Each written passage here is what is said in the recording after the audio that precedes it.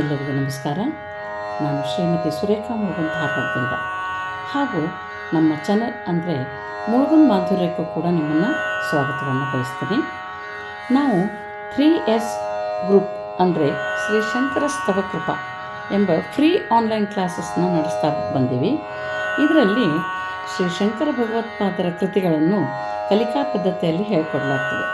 ಇಲ್ಲಿವರೆಗೆ 25 ಕೃತಿಗಳನ್ನು ಕಲಿಸಿ 2 ವರ್ಷ ಶ್ರೀ ಶಂಕರ ಮಠ ಧಾರವಾಡದಲ್ಲಿ ಸಮರ್ಪಣಾ ಕಾರ್ಯಕ್ರಮವನ್ನು ಸಹ ಪೂರ್ಣಗೊಳಿಸಿದ್ದೇವೆ. ಇದು 3ನೇ ವರ್ಷಕ್ಕೆ ಕಾಲಿಟ್ಟಿದ್ದೇವೆ ಅಂತ ಹೇಳಲಿಕ್ಕೆ ನನಗೆ ತುಂಬ ಸಂತೋಷ ಅನ್ನಿಸ್ತದೆ. ಈಗ 2ನೇ ಸಲ ಸೌಂದರ್ಯ ಲಹರಿಯನ್ನು ಕಲಿಕಾ ಪದ್ಧತಿಯಲ್ಲೇ ಕಲಿಸ್ಕೊಡ್ಬೇಕಂತ ತುಂಬ ಜನರ ಆಸೆ ಮೇರೆಗೆ ಕಲಿಸಲಿಕ್ಕೆ ಮುಂದಾಗಿದ್ದೀನಿ. ಇದು ನನ್ನ ಸುದೈವ. ಇದರ ಉಪಯೋಗವನ್ನು ಹೆಚ್ಚು ಜನ ತೆಗೆದುಕೊಳ್ಳಿ ಅಂಥೇಳಿ ನಾನು ಆಶಿಸ್ತೇನೆ. ಈ ಕಲಿಕಾಕ್ರಮದಲ್ಲಿ ನನ್ನ ಜೊತೆ ಶ್ರೀಮತಿ ಸ್ವಪ್ನ ಮುಳುಗುಂದ್ ಅವರು ನನ್ನನ್ನು ಸಹಕರಿಸಿದ್ದಾರೆ. ಅವರಿಗೆ ಕೂಡ ನಾನು ಧನ್ಯವಾದಗಳನ್ನು ಅರ್ಪಿಸ್ತೀನಿ. ಬನ್ನಿ, ಪಾರಾಯಣ ಪದ್ಧತಿಯಲ್ಲಿ ಮೊದಲು ನಮನ ಶ್ಲೋಕ, ಧ್ಯಾನ ಶ್ಲೋಕ, ಅನಂತರ ಸೌಂದರ್ಯ ಲಹರಿಯ ಶ್ಲೋಕವನ್ನು ಕಲಿಯೋಣ. ಕಲಿತು ಮಹಾತ್ರಿಪುರ ಸುಂದರಿಯ ಕೃಪೆಗೆ ಎಲ್ಲರೂ ಪಾತ್ರರಾಗೋಣ. ನಮನ ಶ್ಲೋಕವನ್ನು ಹೇಗೆ ಹೇಳಬೇಕು ಅನ್ನೋದನ್ನು ಓದಿ ಹೇಳ್ತದೆ ಫಸ್ಟು. ಆಮೇಲೆ ಅದನ್ನು ರಾಗದಲ್ಲಿ ಹೆಂಗೆ ಹೇಳಬೇಕು ಅನ್ನೋದನ್ನು ಹೇಳ್ಕೊಡ್ತೀವಿ. ಮೊದಲಿಗೆ ಓದಿ ಹೇಳ್ತೀವಿ. ಸೌಂದರ್ಯ ಲಹರಿ ಕರ್ತ್ರೆ ಸರ್ವಮಂಗಲದಾಯಿನೇ ಶಂಕರಾಚಾರ್ಯವರ್ಯಾಯ ಯತಿರಾಜಾಯ ತೇ ನಮಃ. ಸೌಂದರ್ಯ ಲಹರಿ ಕರ್ತ್ರೆ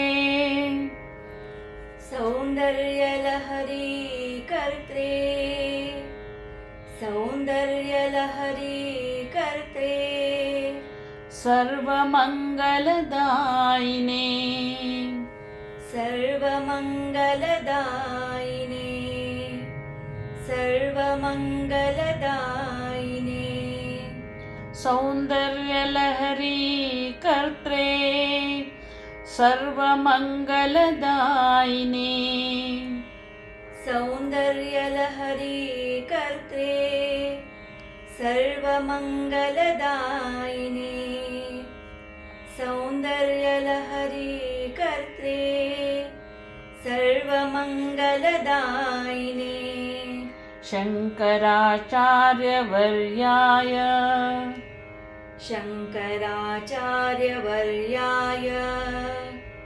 शंकराचार्यवर्याय यतिराजाय ते नमः. यतिराजाय ते नमः. यतिराजाय ते नमः. शंकराचार्यवर्याय यतिराजाय ते नमः. शंकराचार्यवर्याय यतिराजाय ते नमः. शंकराचार्यवर्याय यतिराजाय ते नमः. सौंदर्य लहरी कर्त्रे सर्वमंगलदायिने शंकराचार्यवर्याय यतिराजाय ते नमः.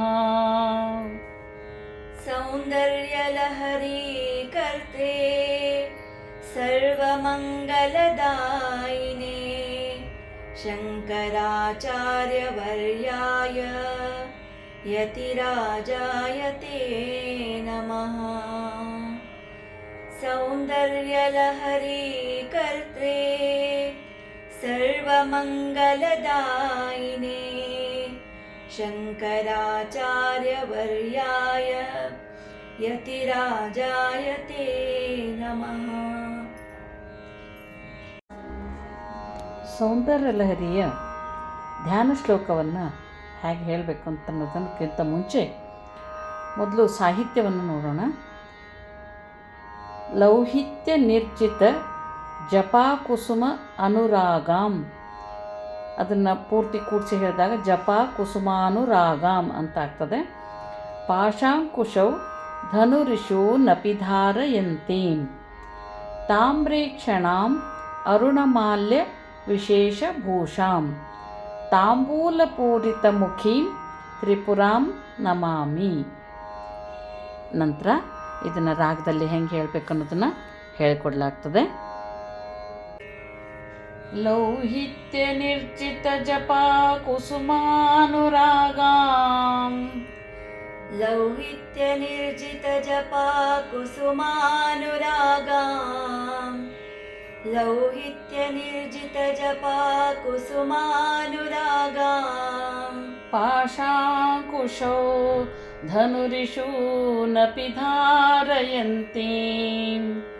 ಪಾಶಾಂಕುಶೋ ಧನುರಿಷು ನಪಿ ಧಾರಯಂತೀಂ ಪಾಶಾಂಕುಶೋ ಧನುರಿಷು ನಪಿ ಧಾರಯಂತೀಂ ತಾಮ್ರೇಕ್ಷಣಾಂ ಅರುಣಮಾಲ್ಯ ವಿಶೇಷಭೂಷಾಂ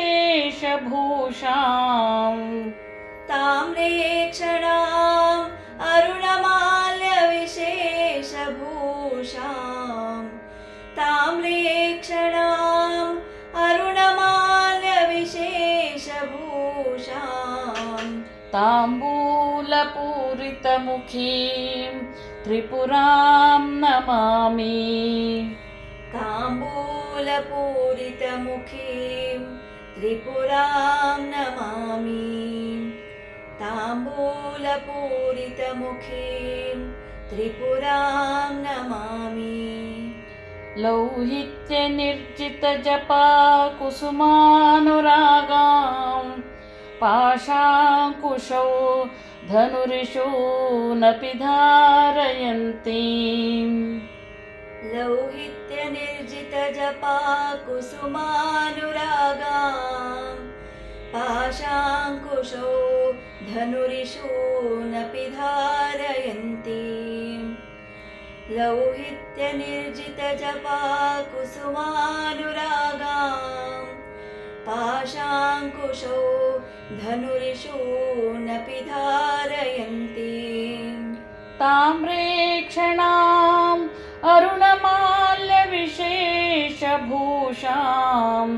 ತಾಂಬೂಲಪೂರಿತಮುಖೀಂ ತ್ರಿಪುರಾಂ ನಮಾಮಿ ತಾಮ್ರೇಕ್ಷಣಾಂ ಅರುಣಮಾಲ್ಯ ವಿಶೇಷಭೂಷಾಂ ತಾಂಬೂಲಪೂರಿತಮುಖೀಂ ತ್ರಿಪುರಾಂ ನಮಾಮಿ ತಾಮ್ರೇಕ್ಷಣಾಂ ಅರುಣಮಾಲ್ಯ ವಿಶೇಷಭೂಷಾಂ ತಾಂಬೂಲಪೂರಿತಮುಖೀಂ ತ್ರಿಪುರಾಂ ನಮಾಮಿ. ಲೌಹಿತ್ಯ ನಿರ್ಜಿತ ಜಪಾ ಕುಸುಮಾನುರಾಗಾಂ ಪಾಶಾಂಕುಶೋ ಧನುರಿಷು ನಪಿ ಧಾರಯಂತೀಂ ತಾಮ್ರೇಕ್ಷಣಾಂ ಅರುಣಮಾಲ್ಯ ವಿಶೇಷಭೂಷಾಂ ತಾಂಬೂಲಪೂರಿತಮುಖೀಂ ತ್ರಿಪುರಾಂ ನಮಾಮಿ. ಲೌಹಿತ್ಯ ನಿರ್ಜಿತ ಜಪಾ ಕುಸುಮಾನುರಾಗಾಂ ಪಾಶಾಂಕುಶೋ ಧನುರಿಷು ನಪಿ ಧಾರಯಂತೀಂ ತಾಮ್ರೇಕ್ಷಣಾಂ ಅರುಣಮಾಲ್ಯ ವಿಶೇಷಭೂಷಾಂ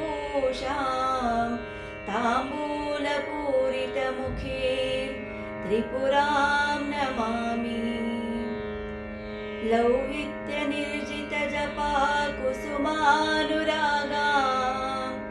ಪಾಶಾಂಕುಶೋ ಧನುರಿಷು ನಪಿ ಧಾರಯಂತೀಂ ತಾಮ್ರೇಕ್ಷಣಾಂ ಅರುಣಮಾಲ್ಯ ವಿಶೇಷಭೂಷಾಂ ತಾಂಬೂಲಪೂರಿತಮುಖೀಂ ತ್ರಿಪುರಾಂ ನಮಾಮಿ.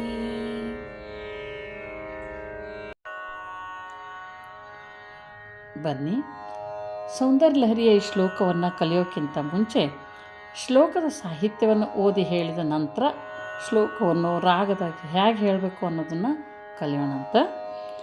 ನೀವು ಸಹ ಮತ್ತೆ ಮತ್ತೆ ಪುನರಾವರ್ತಿಸೋದ್ರಿಂದ ನಿಮಗೆ ಕಲೀಲಿಕ್ಕೆ ಭಾಳ ಅನುಕೂಲ ಆಗ್ತದೆ. ಇನ್ನೊಂದು ವಿಷಯ ನಿಮ್ಗೆ ಹೇಳಬೇಕಂದ್ರೆ, ವಿಸರ್ಗ ಇದ್ದಾಗ ಅರ್ಧ ಹಕಾರವನ್ನು ಉಚ್ಚರಿಸ್ಬೇಕಾಗ್ತದೆ ಮತ್ತು ವಿಸರ್ಗದ ಮುಂದಿನ ಅಕ್ಷರನ ಒತ್ತಿ ಹೇಳಬೇಕಾಗ್ತದೆ. ಇದಲ್ಲದೆ ಎಲ್ಲೆಲ್ಲಿ ಅಲ್ಪಪ್ರಾಣ, ಮಹಾಪ್ರಾಣ, ದೀರ್ಘ ಮತ್ತು ಹ್ರಸ್ವ ಇರ್ತದೋ ಅದನ್ನು ಗಮನದಾಗ ಇಟ್ಕೊಂಡು ಶ್ಲೋಕನ ಹೇಳಬೇಕಾಗ್ತದೆ. ಬನ್ನಿ ನಮ್ಮ ಕಲಿಕಾ ಪದ್ಧತಿಯ ಸೌಂದರ್ಯ ಲಹರಿಯ ಈ ಶ್ಲೋಕವನ್ನು ಕಲಿಯೋಣಂತ. ಮೊದಲು ಸಾಹಿತ್ಯವನ್ನು ನೋಡೋಣ. ಹರಿಸ್ತ್ವಾಮಾರಾಧ್ಯ, ಹರಿಸ್ತ್ವಾಂ ಆರಾಧ್ಯ, ಧ ಧ್ಯ ಮಹಾಪ್ರಾಣ, ಪ್ರಣತ ಜನ ಸೌಭಾಗ್ಯ ಜನನೀಂ, ಭಾ ಮಹಾಪ್ರಾಣ. ನೆಕ್ಸ್ಟ್ ಪುರಾನಾರಿ, ನಾರಿ ದೀರ್ಘ, ಭೂತ್ವಾ ಪುರರಿಪುಮಪಿ ಕ್ಷೋಭಮನಯತ, ಸ್ಮರೋಪಿತ್ವಾಂ ನತ್ವಾ ರತಿನಯನ ಲೇಹೇನ ವಪುಷಾ, ಲೇ ದೀರ್ಘ, ಹೇ ದೀರ್ಘ, ಮುನೀನಾಮಪ್ಯಂತಹ, ಮುನಿ ನೀ ದೀರ್ಘ, ಮುನೀನಾಮಪ್ಯಂತಹ ವಿಸರ್ಗ, ಪ್ರಭವತಿ ಹಿ ಮೋಹಾಯ ಮಹತಾ, ಮೋಹಾಯ ಮೋ ದೀರ್ಘ, ಮುನೀನಾಮಪ್ಯಂತಹ ಪ್ರಭವತಿ ಹಿ ಮೋಹಾಯ ಮಹತಾಂ. ಬನ್ನಿ ಇದನ್ನು ರಾಗದಲ್ಲಿ ಹೇಗೆ ಹೇಳೋದು ಅಂಥೇಳಿ ತಿಳಿಯೋಣಂತ. ಹರಿಸ್ತ್ವಾಮಾರಾಧ್ಯ, ಹರಿಸ್ತ್ವಾಮಾರಾಧ್ಯ, ಹರಿಸ್ತ್ವಾಮಾರಾಧ್ಯ, ಪ್ರಣತ ಜನ ಸೌಭಾಗ್ಯ ಜನನೀಂ, ಪ್ರಣತ ಜನ ಸೌಭಾಗ್ಯ ಜನನೀಂ, ಪ್ರಣತ ಜನ ಸೌಭಾಗ್ಯ ಜನನೀಂ. ಹರಿಸ್ತ್ವಾಮಾರಾಧ್ಯ, ಪ್ರಣತ ಜನ ಸೌಭಾಗ್ಯ ಜನನೀಂ, ಹರಿಸ್ತ್ವಾಮಾರಾಧ್ಯ, ಪ್ರಣತ ಜನ ಸೌಭಾಗ್ಯ ಜನನೀಂ, ಹರಿಸ್ತ್ವಾಮಾರಾಧ್ಯ, ಪ್ರಣತ ಜನ ಸೌಭಾಗ್ಯ ಜನನೀಂ. ಪುರಾನಾರಿ ಭೂತ್ವಾ, ಪುರಾನಾರಿ ಭೂತ್ವಾ, ಪುರಾನಾರಿ ಭೂತ್ವಾ, ಪುರರಿಪುಮಪಿ ಕ್ಷೋಭಮನಯತ, ಪುರರಿಪುಮಪಿ ಕ್ಷೋಭಮನಯತ, ಪುರರಿಪುಮಪಿ ಕ್ಷೋಭಮನಯತ. ಪುರಾನಾರಿ ಭೂತ್ವಾ ಪುರರಿಪುಮಪಿ ಕ್ಷೋಭಮನಯತ, ಪುರಾನಾರಿ ಭೂತ್ವಾ ಪುರರಿಪುಮಪಿ ಕ್ಷೋಭಮನಯತ, ಪುರಾನಾರಿ ಭೂತ್ವಾ ಪುರರಿಪುಮಪಿ ಕ್ಷೋಭಮನಯತ. ಸ್ಮರೋಪಿ ತ್ವಾಂ ನತ್ವಾ, ಸ್ಮರೋಪಿ ತ್ವಾಂ ನತ್ವಾ, ಸ್ಮರೋಪಿ ತ್ವಾಂ ನತ್ವಾ, ರತಿನಯನ ಲೇಹೇನ ವಪುಷಾ, ರತಿನಯನ ಲೇಹೇನ ವಪುಷಾ, ರತಿನಯನ ಲೇಹೇನ ವಪುಷಾ. ಸ್ಮರೋಪಿ ತ್ವಾಂ ನತ್ವಾ ರತಿನಯನ ಲೇಹೇನ ವಪುಷಾ, ಸ್ಮರೋಪಿ ತ್ವಾಂ ನತ್ವಾ ರತಿನಯನ ಲೇಹೇನ ವಪುಷಾ, ಸ್ಮರೋಪಿ ತ್ವಾಂ ನತ್ವಾ ರತಿನಯನ ಲೇಹೇನ ವಪುಷಾ. ಮುನೀನಾಮಪ್ಯಂತಹ, ಮುನೀನಾಮಪ್ಯಂತಹ, ಮುನೀನಾಮಪ್ಯಂತಹ, ಪ್ರಭವತಿ ಮೋಹಾಯ ಮಹತಾಂ, ಪ್ರಭವತಿ ಮೋಹಾಯ ಮಹತಾಂ, ಪ್ರಭವತಿ ಮೋಹಾಯ ಮಹತಾಂ. ಮುನೀನಾಮಪ್ಯಂತಹ ಪ್ರಭವತಿ ಮೋಹಾಯ ಮಹತಾಂ, ಮುನೀನಾಮಪ್ಯಂತಹ ಪ್ರಭವತಿ ಮೋಹಾಯ ಮಹತಾಂ, ಮುನೀನಾಮಪ್ಯಂತಹ ಪ್ರಭವತಿ ಮೋಹಾಯ ಮಹತಾಂ. ಹರಿಸ್ತ್ವಾಮಾರಾಧ್ಯ ಪ್ರಣತ ಜನ ಸೌಭಾಗ್ಯ ಜನನೀಂ, ಪುರಾನಾರಿ ಭೂತ್ವಾ ಪುರರಿಪುಮಪಿ ಕ್ಷೋಭಮನಯತ.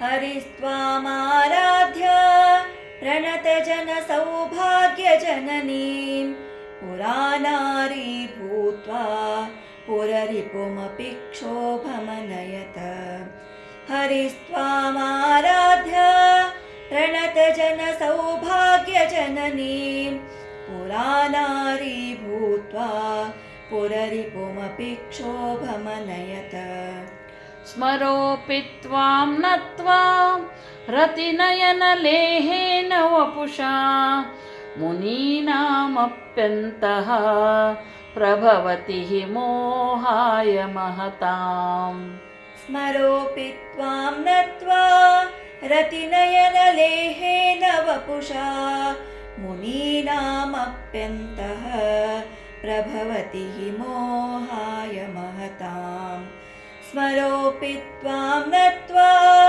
रतिनयनलेहेन वपुषा मुनीनामप्यन्तः प्रभवति हि मोहाय महताम् हरिस्त्वामाराध्य प्रणतजनसौभाग्यजननीं पुरानारी भूत्वा पुररिपुमपि क्षोभमनयत स्मरोऽपि त्वां नत्वा रतिनयनलेहेन वपुषा मुनीनामप्यन्तः प्रभवति हि मोहाय महताम् हरिस्त्वामाराध्य प्रणतजनसौभाग्यजननीं पुरानारी भूत्वा पुररिपुमपि क्षोभमनयत स्मरोऽपि त्वां नत्वा रतिनयनलेहेन वपुषा मुनीनामप्यन्तः प्रभवति हि मोहाय महताम् हरिस्त्वामाराध्य प्रणतजनसौभाग्यजननीं पुरानारी भूत्वा पुररिपुमपि क्षोभमनयत स्मरोऽपि त्वां नत्वा रतिनयनलेहेन वपुषा मुनीनामप्यन्तः प्रभवति हि मोहाय महताम्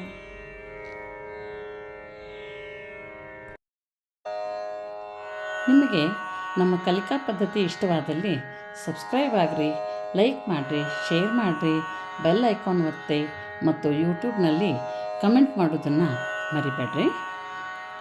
ಇನ್ನು ಶ್ರೀ ಭಗವತ್ಪಾದರ ಅದ್ಭುತವಾದ ಹಾಗೂ ಮೇರುಕೃತಿಯಾದ ಸೌಂದರ್ಯ ಲಹರಿಯ 100 ಶ್ಲೋಕಗಳ ಅರ್ಥ ವಿವರಣೆ, ಜಪಸಂಖ್ಯೆ, ಫಲ, ಪರಿಹಾರ ಹಾಗೂ ನೈವೇದ್ಯಗಳ ಬಗ್ಗೆ ತಿಳಿಯಲು ನೀವು ಮಾಡಬೇಕಾದದಿಷ್ಟೇ. ಸ್ಮೃತಿ ಆಸ್ಟ್ರೋ @0347 ಚಾನಲ್ಗೆ ಸಬ್ಸ್ಕ್ರೈಬ್ ಆಗಿರಿ, ಶೇರ್ ಮಾಡಿರಿ, ಲೈಕ್ ಮಾಡಿರಿ ಮತ್ತು ಬೆಲ್ ಐಕಾನ್ ಒತ್ತಿ ಮತ್ತು ಯೂಟ್ಯೂಬ್ನಲ್ಲಿ ಕಮೆಂಟ್ ಮಾಡೋದನ್ನು ಮರಿಬೇಡ್ರಿ. ನಮಸ್ಕಾರ. ಸರ್ವೇ ಜನಾಃ ಸುಖಿನೋ ಭವಂತು.